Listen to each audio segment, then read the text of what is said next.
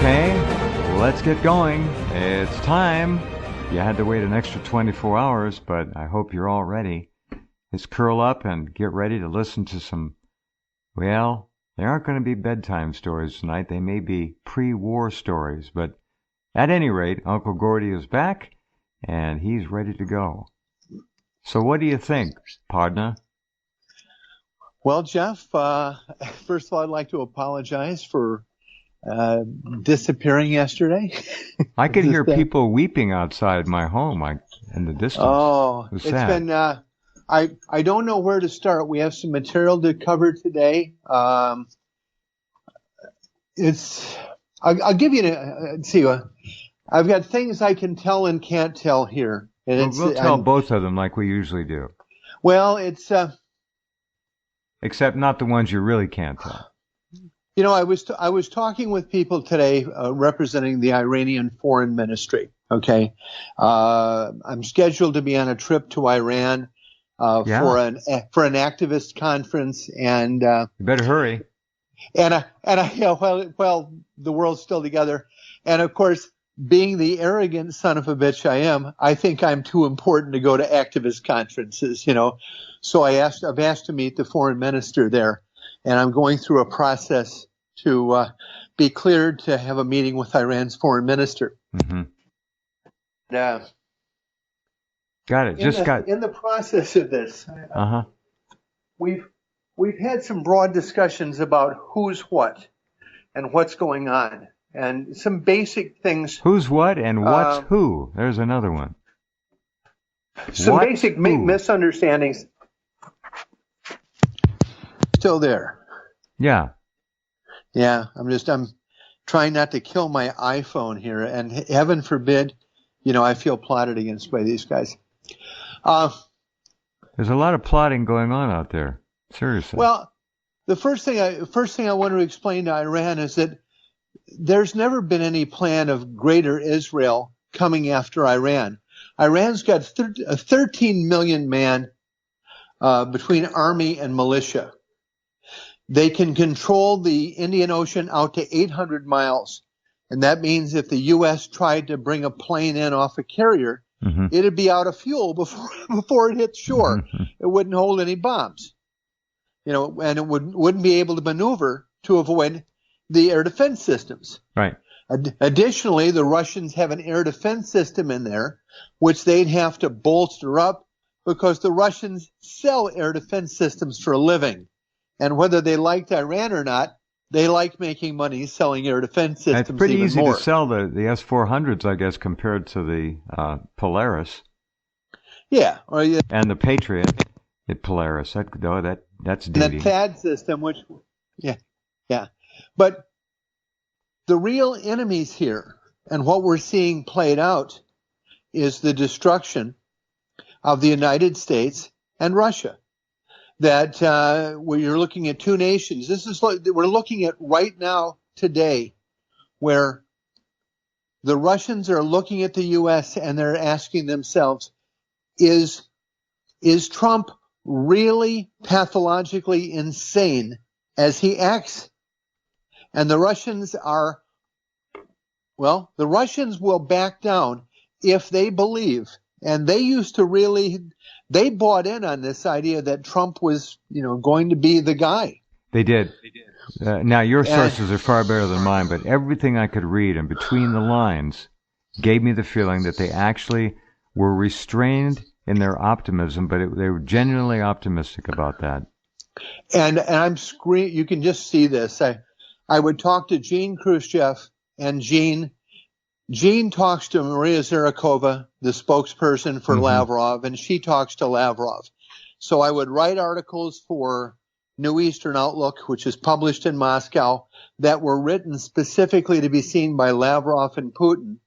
And then I would call Gene up and I would say, print this up, because they're translated into Russian, and stick it on the desk and make sure somebody at least looks at it and finds the relative points in here. But I felt like I was banging my head against the wall, and it's warning what I've been warning all the time, that there is nobody And this is the same thing with the Iranians. I just got off the phone with a little while ago, mind you. The phone's been ringing continually. Well, what about going to Washington and talking to these guys and saying, who would you talk to? No one is in charge in the Pentagon. Who would you talk to? That's the big question. Who would you talk to? No Exactly. one in Washington is running anything. If you've heard the term deep state, the deep state runs things. The government in Washington runs nothing. It's schizophrenic to watch. One day Trump is talking, yes, I want to sit down with Putin. Yes, we can talk. Yes, and the next day, a new round of sanctions against Russia. It's complete chaos. That's what it looks like. Craziness. Here's a New York Times story, just out 20 minutes ago. President Trump and his advisors on Tuesday weighed a more robust retaliatory strike against Syria than last year's missile attack, reasoning that only an escalation of force would look credible and possibly serve as a deterrent against further use of chemical weapons on Syrian civilians. With the exception, of course, as you well know, 3 days ago, I received evidence from Syria. And here's what I asked Syria to send me. I asked them to send me proof of where these chemical weapons came from. And by proof, I wanted photographs of chemical weapons shells with the manufacturing serial numbers on them. Everything but the barcode. You got it. Yeah. And so what did I publish, Jeff? Yeah, I ran it. Thank you. Top story. Yeah. And as I look, within 20 minutes of publishing the story, VT was taken off the air. When the thing in the first hour, the counter hit 12,000, I turned around, then it was 9,000, then 8,000. They turned our counters behind, so it's sitting there with 25, 30, 40,000 reads or whatever. Let me just do a little tiny segue here. Well, not a segue, just an aside. All right, for any of you out there who think for a moment that Alexa.com or Google or any of these other major search engines are telling you the truth about what's out there to look at and read, or rankings per se, like this program, like VT, like Rense.com, they suppress the hell out of us all the time. That's the game. They own the game. So don't take any of that seriously. Understand you're being conned all the time. Go ahead. Well, I know the power we have when Bloomberg, the Washington Post, Google, Oxford University come after us. There you go. That's it. Now, that's right. Here's another call, and I'm going to have to walk this one very, very carefully. Two pieces of information.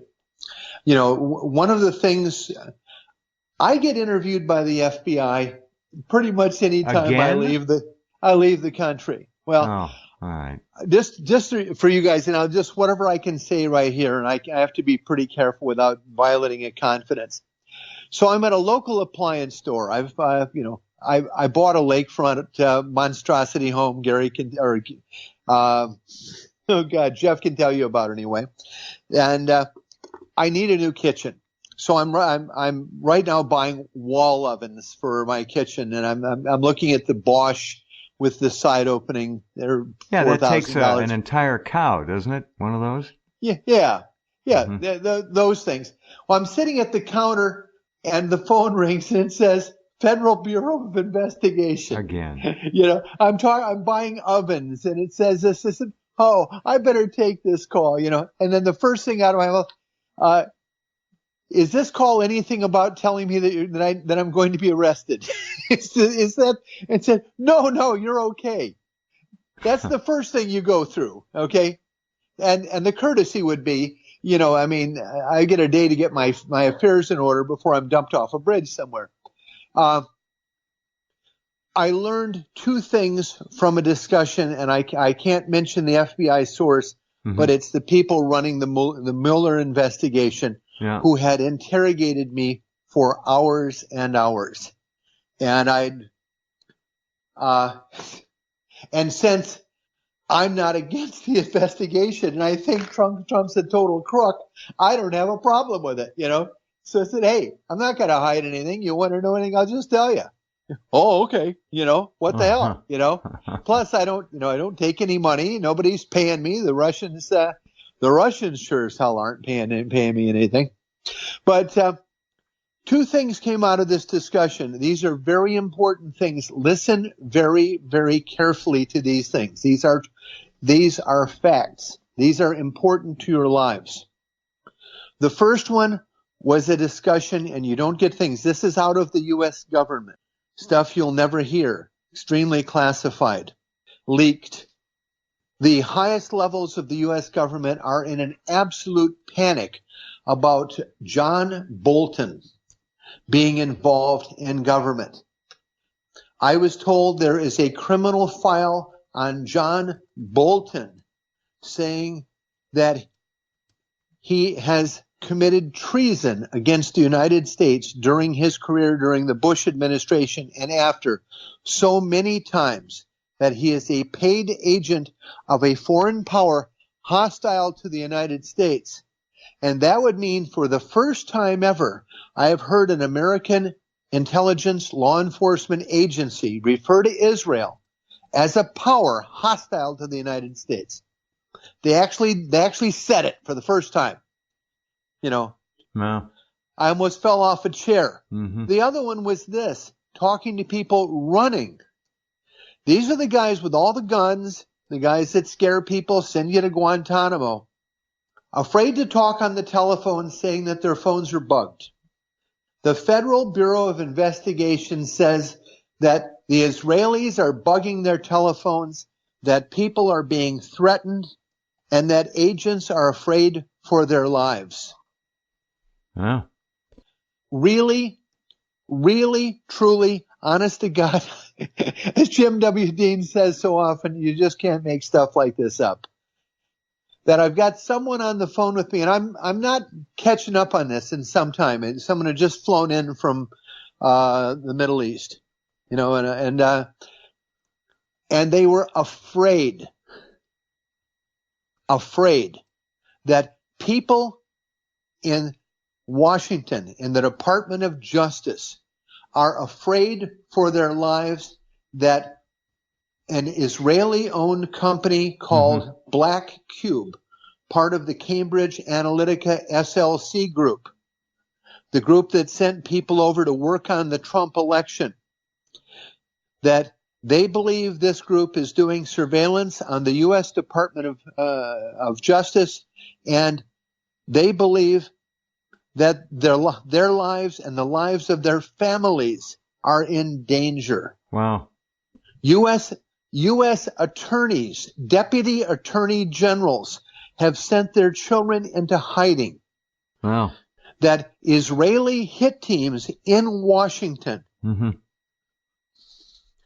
particularly, and this is only a few hours after this, was the Cohen, Michael Cohen document seizure, where they went not just to his hotel room.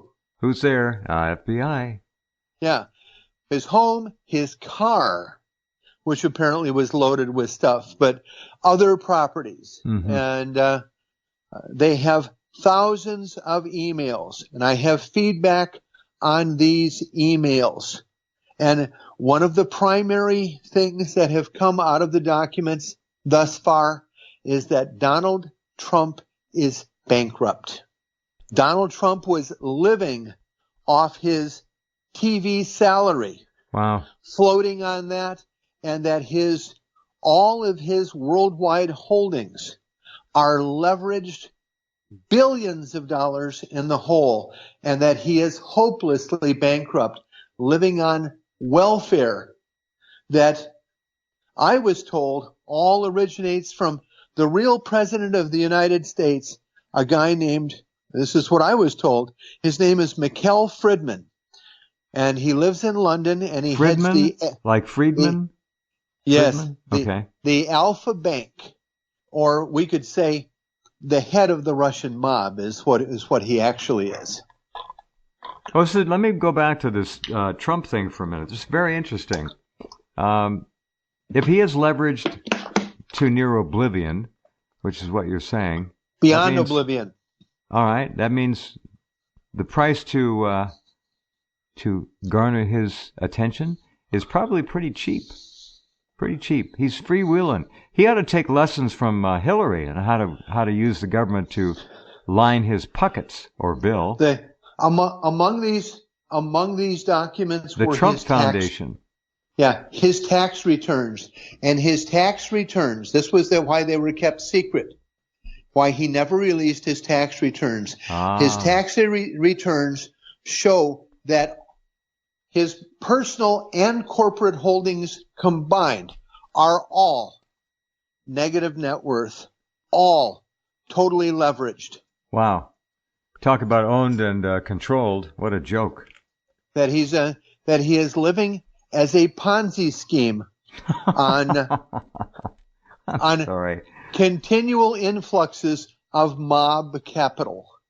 And don't forget that's Kushner capital. All right. Yeah.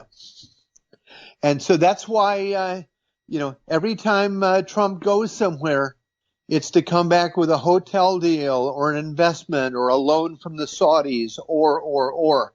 Well, the Saudis came in here, Ben Salman came to Washington to personally pay Donald Trump.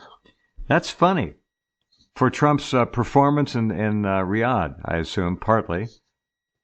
Yeah, MBS had quite a tour.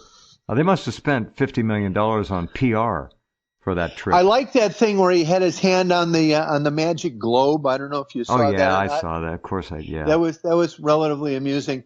For the dark side on this, and I really try not to do this stuff on Jeff's show because, the reality is that. And this has just been coming through to a couple of stupid governments, including our own, is that the last man standing right now, the only people on this planet reporting the truth about the white helmets, about the phony gas attacks, is Veterans Today and Jeff Rense. That without Jeff's listenability and my whatever I have, we wouldn't have any traffic at all, because I guarantee you the people who run the media, who have choked the world's media off entirely. Right. Now, right. Now let's discuss this Syria gas thing here. The city of Douma is about 30 miles out of Damascus, and the area of East Ghouta was an area around 40 miles across, controlled by 3 or 4 terrorist groups. Over the past 6 weeks, the Syrian army has diminished this to a small area about 5 miles across, called Douma. Mm-hmm. There's one That's town. The last terrorist holdout. The last terrorist holdout, and there's a deal was cut by the Russians about 3 days ago for the terrorists to pick up with their families, and frankly, they've been living there for years. They've got kids, they've got families, to take their guns, get on a bus, and go up and stay at Jarabala, which is a town right on the Turkish border. It's about an 8-hour bus ride, by the way. But they cut a deal to do this. Hold on. I got an amplifier on that. New York Times, read on that statement that Gordon just made. Here's how they spin it. 133,000 flee besieged Syrian towns in eastern Ghouta, UN says. These are terrorists. Well, a lot of them are terrorists. Not all of them, but that's what you're talking about. Yeah, 120,000 of these people were evacuated civilians, and taken care of by Russian and Syrian civil defense forces who were held as hostages. The 12,000 or so are terrorists. Well, the last 1,200 were going to leave and decided not to. And that's where this last gas attack that killed 70 people came from. Now, here's the problem. They produced this video, this gas attack video. Yeah, with the white helmets. They were supposed to stay there for days, and the U.S. was supposed to come in and bomb and save them. With the exception, they decided right after releasing this video, they said, screw it. And they took the Russian deal anyway. So 2 hours later, they got on the buses. So immediately after releasing this video, the Russians and Syrians came right in and looked for the gas victims, the doctors that treated them. Right. And none of it existed. Well, 1 hour ago, they just found, and you've checked your email, Jeff, they just found the area where the white helmets staged their gas attack filming. And I have the story on that in your email right now. I got it. But, yeah.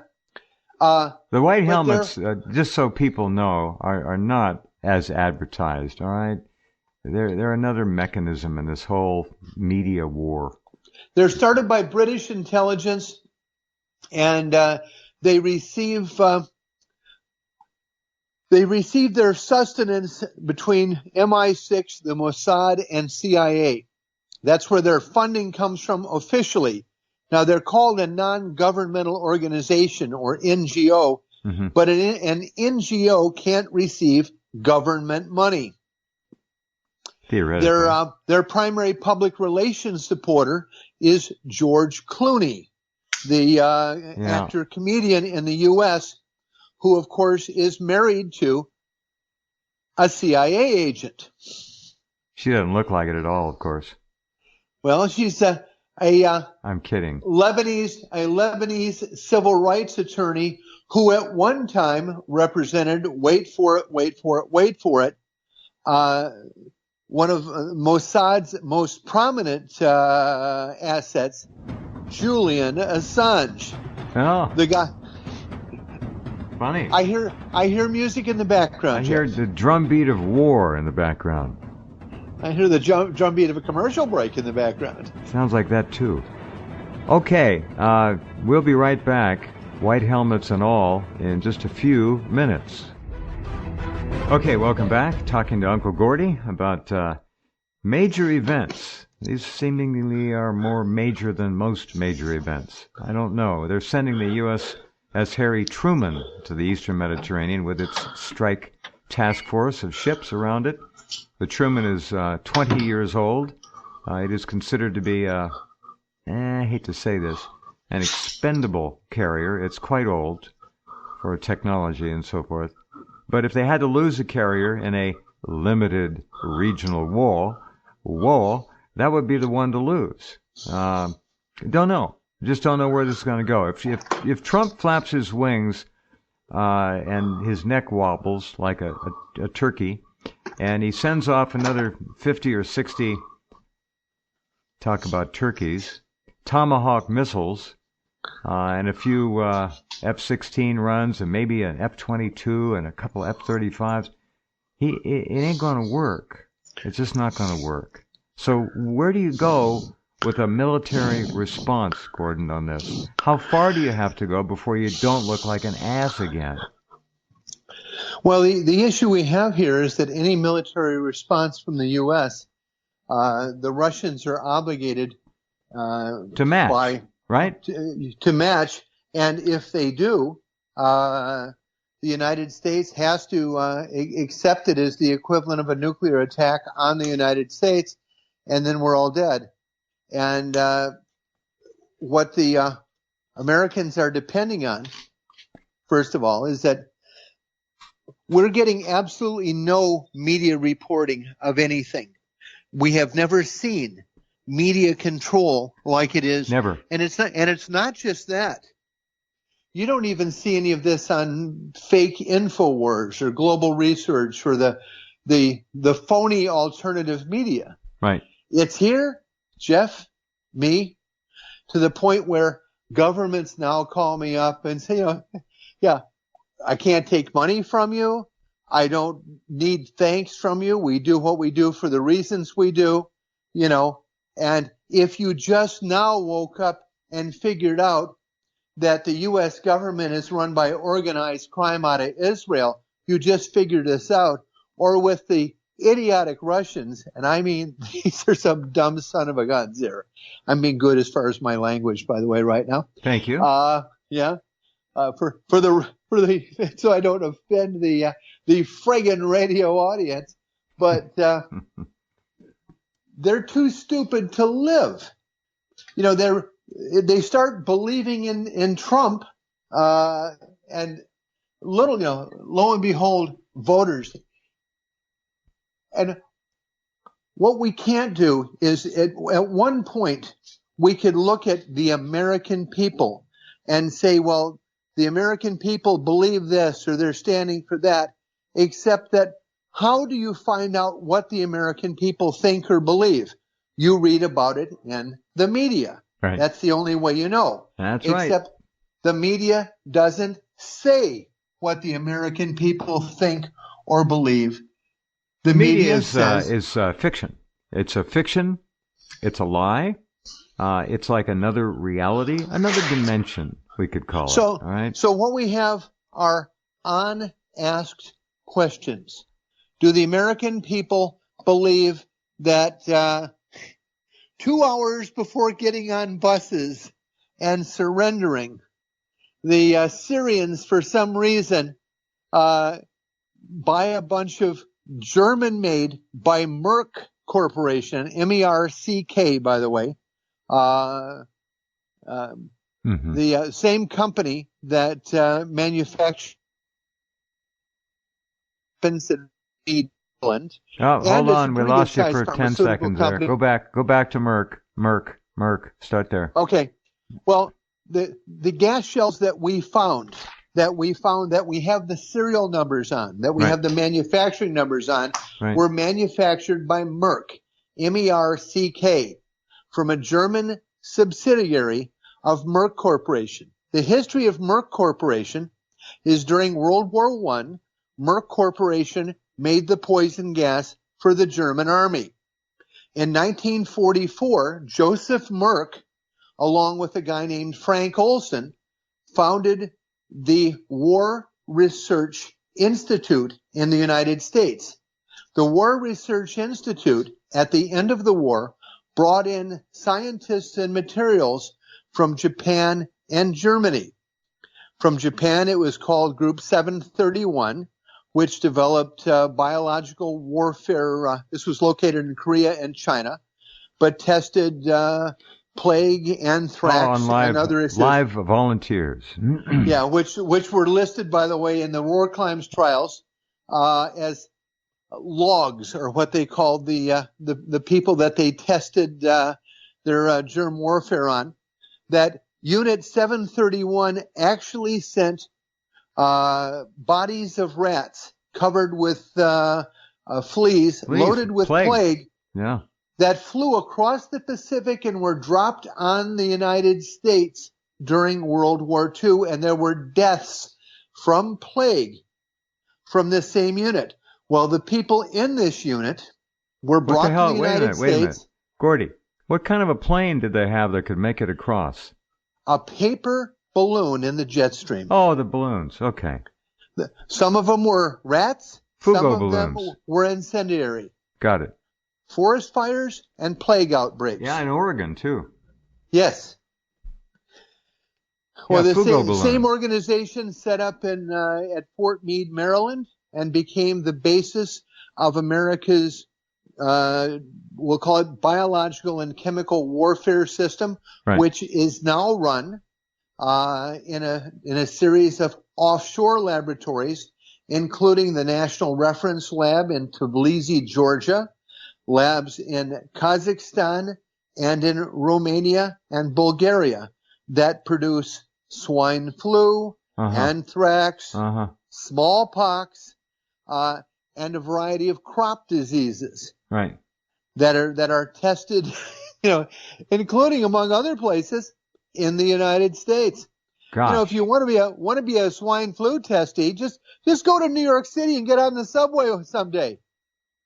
Because that's exactly where... Oh, they love those concentrated venues. It's like a tubular petri dish. It's perfect for them. And for whatever reason, the U.S. government thinks the people of New York are, well, if they all died of something, nobody'd miss them. I don't know where that idea came from, but whenever the U.S. wants to get rid of a bunch of people, they do something in New York. Does 9/11 come to mind? Gosh, I think I heard Something like that, yeah. Yeah. So the next time something odd happens, it's where it's likely to be. What we're looking at right now, and this is how do you express this? You're sitting in your home now. You're sitting in your car right now, and you're wondering. The U.S. is sending. We've got the USS Donald Duck, an Aegis destroyer. We've got the USS Potter. We've got the Harry Truman and a missile cruiser and 2 more Aegis destroyers going to the Mediterranean to attack Syria because of a gas attack long proven to have been absolutely and utterly staged, fake. Not only is no American media or European media carrying these stories, and we have vast evidence. And the Russians went before the UN asking for an investigation, which was refused. Believe it. The UNSC refused the Russian common sense, this is logical linear thought request for a formal investigation. Nope. Yeah. We want to strike Syria instead. Now, the other thing about the Russians here, the Russians make better nuclear weapons than we do. Their stuff is newer. It works better. Their rockets work better. They have more nuclear weapons than we do. Theirs are far more effective. The Russians, if they choose, will wipe us off the map. Now, talking to the Iranians today, this is their concern about Russia. They say, Putin is such a smart guy, but all Putin does when he's confronted with insanity and a criminal psychopath like Donald Trump, and that's who he really is. For any of you that haven't picked that up yet, I just feel sorry for you. But I can't fix you. I wish all of you well, but he's a criminal psychopath. But Putin, instead, loves to lecture people about international law. The Russians have always been this. We're invited in Syria by the official government. We're following international law. We went to the UN. Well, none of this flies anymore, not when you're dealing with crazy people. And Putin, rather than growing up and realizing that he's dealing with crazy people, or finally realizing that Russia's been the target all along, not Syria. But he just keeps doing the same stuff. He does not have a learning curve. He is failing. So Putin right now is in over his head. Why? Because the United States has a president that would just as soon see all of us incinerated and could care. And the Russians are sure about it. Donald Trump is criminally insane. We are sitting at the most dangerous time in history ever since the non-existent biblical flood. We're right there. God is going to jump down from heaven, and with or without the dash instead of the O in there, depending on your religion. You can add that dash in if you want. But God is standing ready to strike us all down and spin this planet right there into the sun. And I can tell you what too many people are feeling, whose voice is never heard, by the way. The U.S. could kind of use an ass kicking because we've done so many terrible things that we're actually the bad guys. That's the world. That's a general world sentiment that I pick up in reading. I get it in people, military and intelligence. Yeah. Well, the U.S. could use an ass kicking. Yeah. With the exception, for instance, in East Ghouta about 10 days ago, the Russians and Syrians captured a number of American special forces there. No one talks about that. In a command system. There was a command bunker. Israelis, Americans, and Saudis were in there. Some Brits too? No, I thought anyway. And Brits. That's right. Now the British had the Omani, and Oman is a little country that's a British semi-protectorate, a step and fetch it for Britain, that maintains an embassy in Damascus.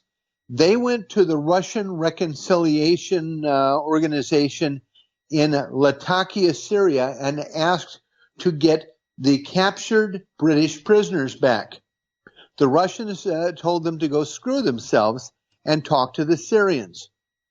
So currently, Syria is holding maybe 12 U.S. Army Special Forces, 7 Brits, and 6 or 7 Israeli officers, and maybe a dozen Saudis captured in East Ghouta in an underground communications bunker. Some of these people were chemical weapons officers. If you get they're being held there. They are really being held there. That's I have this, who Jeff would tell you, the information is directly from the Syrian government. Right. And the Syrian government got angry because the only people that asked for anyone back were the Brits. The U.S. just doesn't care. And the Syrians are having trouble understanding that. So we have American prisoners. I have no idea how many. Now, my issue is this. I'd like to say I'm mad at the U.S. and go ahead and kill a dozen Americans, except that I'm American military. And I wish these guys weren't in East Ghouta. And I wish they weren't using chemical weapons and murdering people, or pretending to use chemical weapons and faking stuff to start a world war. I'd like to think that people in the U.S. Army at some point had learned to say no. But truth be told, back in Vietnam, and 50 years ago, I was in South Vietnam. Well, one of the common things that would go on there, for instance, is our African American brothers in the Marine Corps, in particular, would periodically go on strike and say, we ain't doing what Whitey wants no more. And this happened not once, not twice, dozens of times, where entire units were separated out by race, where at one point I know they had 200 striking African Americans were moved out to a hilltop LZ and allowed to simply stay there on their own pretty much forever. As part of a special operations team with 9th Marine Amphibious Brigade, I spent several weeks tracking 2, and we'll call them renegade, African-American Marine non-commissioned officers who were commanding the Q-84 Viet Cong company in and out of Arizona territory. And that's, by the way, top secret. And by the way, that's a real, hey, this will be the first time you've actually heard of a real special operations in Vietnam by somebody on the ground who actually walked out there carrying a gun, stupidly looking for these people. And we never found lots of empty tin cans of mackerel where they'd been eating, and places they'd had fire, and places where they'd been eating balls of rice wrapped up in banana leaves. I remember walking through a mangrove swamp at one time where you could never reach the ground. The tree roots, 3-4 inches around, went as high as 15 feet off the ground, and you're stepping from tree root to tree root. It was, in a day you could get, I don't know if you could go a quarter mile in a day, but it was bizarre. But you could never get to the ground. You were crawling in an endless ladder of tree roots. It's the oddest things I'd ever seen. I'll always remember that. But we were trying to hunt these guys down. This story has never been told, never mentioned. Yet who were these people? And as we look at the real history of America's wars, these may well have been the real heroes of the Vietnam War. Interesting. Because based on what we know of Vietnam, and anyone who really served there knew we were on the wrong side. And I was a combat Marine in Vietnam. We all knew we were on the wrong side. It was real easy. The bad guys were the good guys, and the good guys were pretty much useless. You know, there wasn't a South Vietnamese army as far as I was able to ever tell. But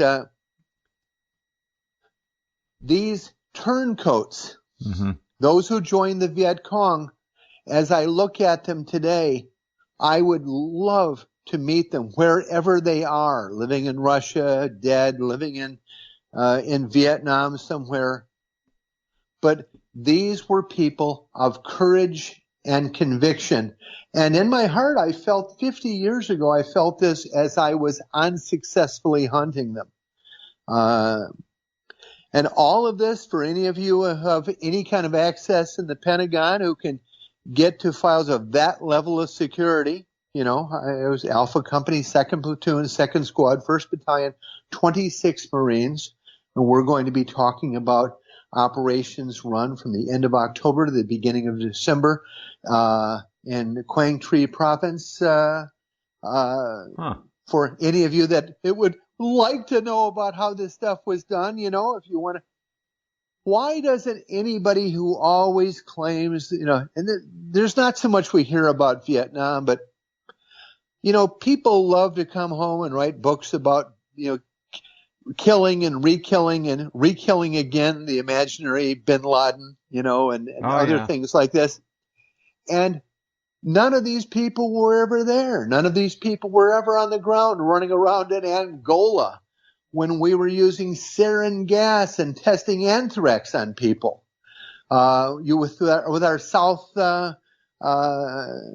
African friends, run by Dr. Basson is his name, where we used every chemical, every imaginable biological warfare agent on the people of Angola, where the U.S. did this, where the CIA did this, and none of this is reported. No. Well, remember HIV, the human immunodeficiency virus, was created in a lab and laced in the small, little tiny doses in the smallpox vaccine program that was last given to Africans in the mid to late 70s.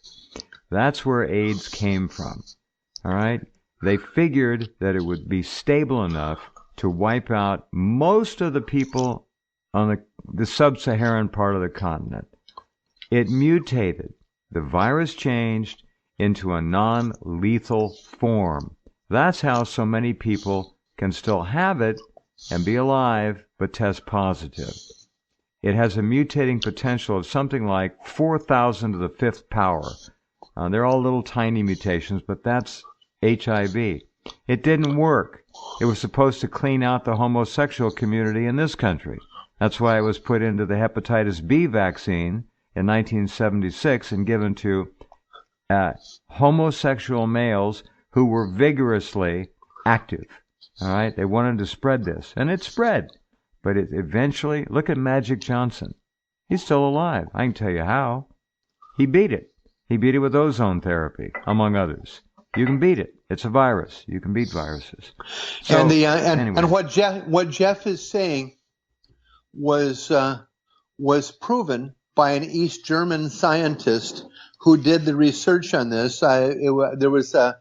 Because they claim the U.S. had to hide against this conspiracy theory. You know, there is that the technology didn't exist to create HIV, a immunoretrovirus at the time, and an East German scientist who defected proved how it was done and showed exactly how it was done. We're not sure where he is today, but I remember one of the stories we looked at in the spread of AIDS. This was actually printed, I believe, in the Atlantic, but the French have a group of specific blood donors who are licensed for their clean lifestyle, and they're called the Blood of France. You wear a little medal if you're a blood donor, because only the most pure French people can donate blood. With the exception, the French pharmaceutical companies went to Central Africa to get blood products to treat their hemophiliacs. Right. Within a 2-year period, killed every single hemophiliac in France. I remember that. Yeah. The article would be called, it was called, if one could look this up, if it hasn't disappeared, as so much has, at the hands of Google Corporation and their Idea Group and Jigsaw regime change and world domination subsidiaries. And if you don't know, that's, oh, Jesus, when do we want to go there today? Yeah. But it was called The Blood of France. Yeah, interesting. Real quick question here. I got a couple. We're going to run over just a little here. You mentioned Frank Olson earlier. Was that Frank Yes. Olson of the LSD CIA experiments? That's the Frank Olson of the LSD CIA experience. Okay. Yeah, All right. that's him. I figured. All right. Also, we want to know if in the next 48 hours, we're going to have to bring you on in a special edition after President Rump launches his Tomahawks and other Aegis-based cruise missiles onto Syria. What do you think? What are the odds here? 24 to 48 hours. Well, he won't be on station with aircraft carriers, but he's going to have to move fairly quickly. The Russians, according to the Turkish news, are buzzing the USS Donald Cook. Now, the Russians have the Russians have the facilities for jamming America's AWACS. They can shut the Donald Duck off again, just like they did off Crimea. Yeah. This is in 2012, using advanced technology, which we believe may have come from Mehran T. Keshi, the crazed Iranian physicist, who's also one of my friends, but he's an interesting guy. He's the bell captain at the Duff estate now, actually. He is. He's a matter of fact, he's out in the parking lot right now cleaning my windshield off. I hope so. But the Russians were able to not just paralyze America's Aegis system on the Donald Cook, but shut it down entirely to where it was a floating junkyard of. It had to be towed into port. And the pilot flew by and laughed. And so they're still the Russian buzzing. pilot. Yeah. Yeah, they're buzzing the Donald Cook right now, and that means at supersonic speeds. Ouch. 50 feet over the mast, over and over again. Is that I didn't hear the specs on that. That's got to be interesting. Oh yeah, it'll give you your little antennas will wiggle, Just a little. What the Russians can do is simply as this: we have no ability to defend against their advanced torpedoes or their anti-ship hypersonic missiles, which are deployed. They are operational, exist in generous numbers, and can wipe out America's naval fleets around the world in hours. It's the Zircon, isn't it? What's it called? I can't remember. Zircon, something like that. Anyway, the entire Truman strike force could go to the bottom in an hour. All right? And that's and for that sinking means, time. And that means about 12,000 dead Americans. That's right. And how do we deal with 12,000 dead Americans? And these are, we've gotten since we now pay, I was making $90 a month in the Marine Corps in 1968. Now you can make $100,000 a year as a petty officer, running around on a ship. Now these are our kids. Wow. VT, Veterans Today, is we're U.S. military. Yeah. But supporting U.S. policy, I don't want to see 12,000 dead American military. Well, that's what President Rump is doing. He's putting those men and women in harm's way. There's no question about it. None. And if Washington, D.C. is vaporized, I know most people in America are probably going to be pretty happy seeing that happen. But, Well, I don't want to lose the Smithsonian Air and Space Museum, so maybe that's right. I don't want to see it happen. The key thing that we've been talking about today is simply this. If this were 30 years ago, you'd be able to turn on CBS News and you'd get some idea what Americans think. Well, if you notice right now, there aren't even poll questions about this. Do you good believe? Point. Good Nothing. catch. Good. Yeah. There are no public polls. There are no public opinions. There are no town halls. There is no congressional discussion. It's called total control, ladies and gentlemen. Total control. They don't even care to play the game anymore. There's not a word from Congress, not a word from anyone. There's no sign we have a government of any kind. There is no government participation in decision making, and the only person who has questioned this is former Texas Representative Ron Paul. He's it. Yeah, we got to wrap it up, Gordy. Go ahead. Right. 20 seconds. Go ahead. We are living in, this police state dictatorship we talk about. Well, the failed alternative media start touristing your favorite sites in the failed alternative media, because you are at the edge of death closer than you've ever been. It's time for people to stand up and be counted and tell the truth. And let's look around and see who's doing it, and remember and hope we're alive long enough, those memories, to make a difference. Okay, well said. Nicely summed up. If this pops tomorrow or the next day, if you're available, I'd like to have you come on immediately, and we'll take a look at this. Thank you, Gordy. That was superb. Thank you, Jeff. All right, good night. Gordon Duff,